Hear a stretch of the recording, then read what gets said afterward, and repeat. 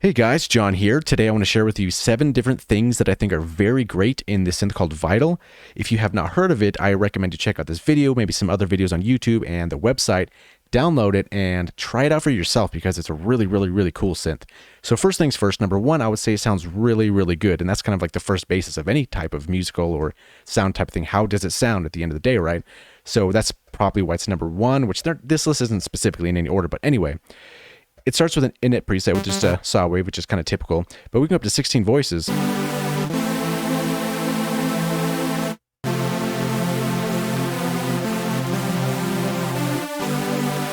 It just has that rich feeling to it. And there's a lot of different stuff you can mess around with it too, so it's kind of hard to make it sound bad, if that makes any kind of sense. The next thing that I think is very important is this intuitive design. The creator of this synth, it seems like he put a lot of thought into the design of this synth because it's very user friendly. It's one of those synths that you pick it up and you're not going to have to spend hours in a manual or watch 1,000 tutorial videos to really figure it out. It speaks for itself. So like we have the 3 oscillators, technically the 4th one with the sample here, and then we have our filter, so we just turn our filter on. It's already routed, so that's kind of nice. And we have an LFO set up as a triangle, and we can just drag this onto the cutoff right here. Then we have this little knob here, this like pie chart kind of thing, and we can choose how much of that we want to use. And we can preview it while we're playing it, which is also very cool. And they're like, oh, I want to do this in bipolar. Then you right click and it says make bipolar. It's very user friendly.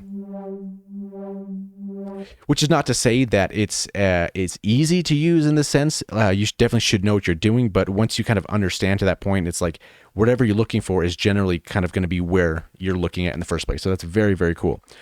A next cool thing that this kind of blew my mind when I first discovered this is this stereo LFO concept. So on this LFO, we can go to the stereo and turn all the way to the right. And now look at the filter here. So it's doing an opposite polarity LFO based on the left and the right channel, which is a very strange concept, but it's very cool. And you can do this with a lot of different types of things and put that effect or put this LFO on really whatever you want to do. So definitely feel free to experiment with that.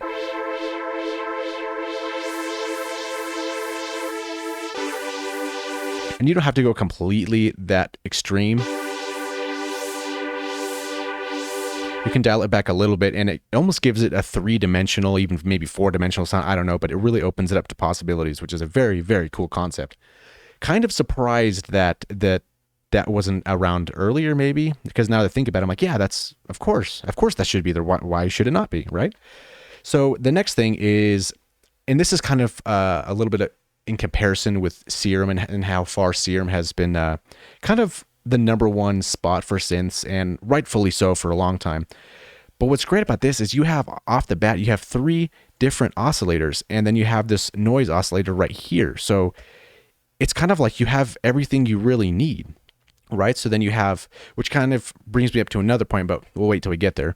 You have a lot of 3 oscillators, the noise one, and then you got your 3 different envelopes here, 4 LFOs, 2 randoms here. I mean, it's just, it gets so in depth and it's easy and intuitive, which is very cool.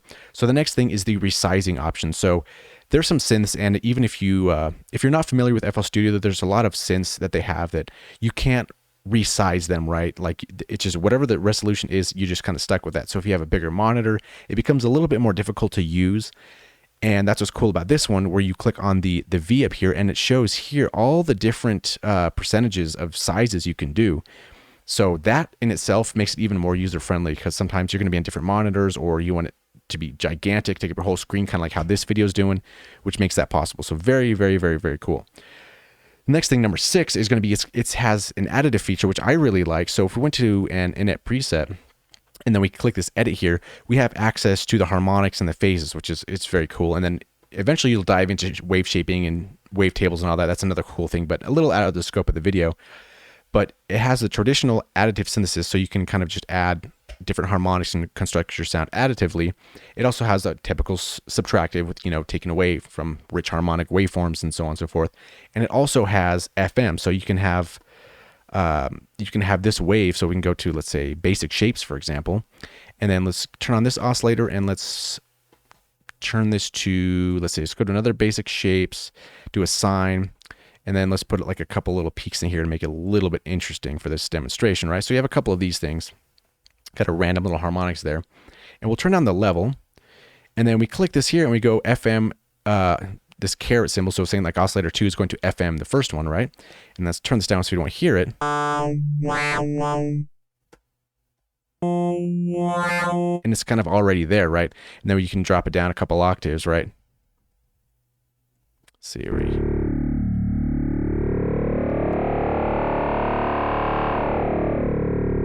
and there's a lot of possibilities you can do with that, but it's so easy to use. It's like, okay, let me dial up a sine wave, put some harmonics in, turn the level down to the oscillator, and FM the shit out of the other one. Easy to do. And the very last thing for the sound for this video specifically is the price point. It kind of blew my mind when I discovered that you can get this version for free because it's an amazing put together piece of software and you're able to download it for free.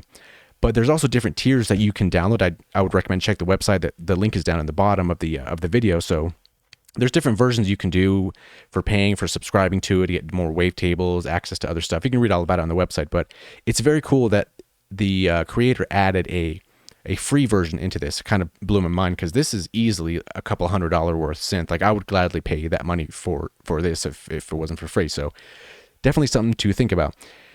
Now, not everything in life is all positive and good. There's a couple things, specifically 3 I chose that I think it could improve on a little bit. So the first one in the effects, we have an EQ, and I feel like with the three nodes here, the 3, whatever you want to call them, 3 points, I feel it's a little bit limited. Not to say that it sounds bad or anything like that, but I feel a more in-depth EQ would be nice to have to this. And I know a lot of sound designers will say that, the EQ is great in a synth, maybe, cut some lows, cut some highs, whatever, and then we'll do the post-processing later.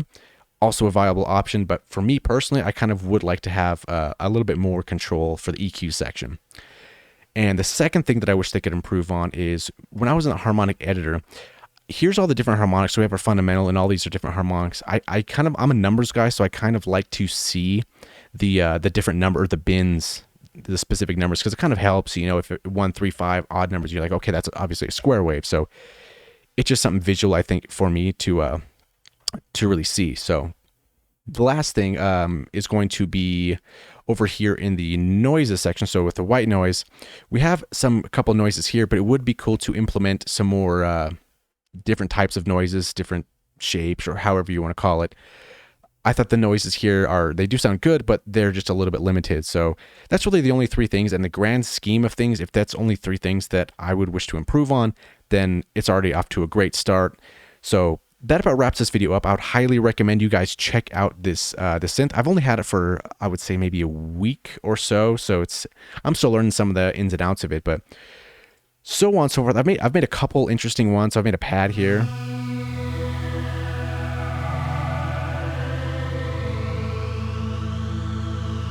And dirty bass here. Let's bring this up a little. Some kind of rave sound, maybe.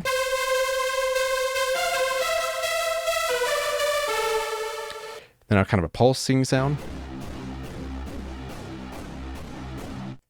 Then some Silent Hill kind of bells. Doesn't sound as scary if it's in a major key, so if we drop it down quick here to the to minor.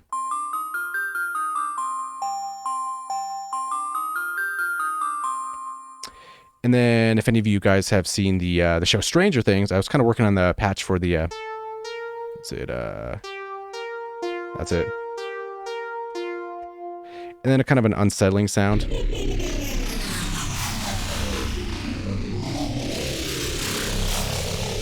And especially with this one, there's really not too much going on, a lot in the effects, but kind of just experimenting with the different stacks and all that. And then the last one I have worked on was this kind of a wobble bass.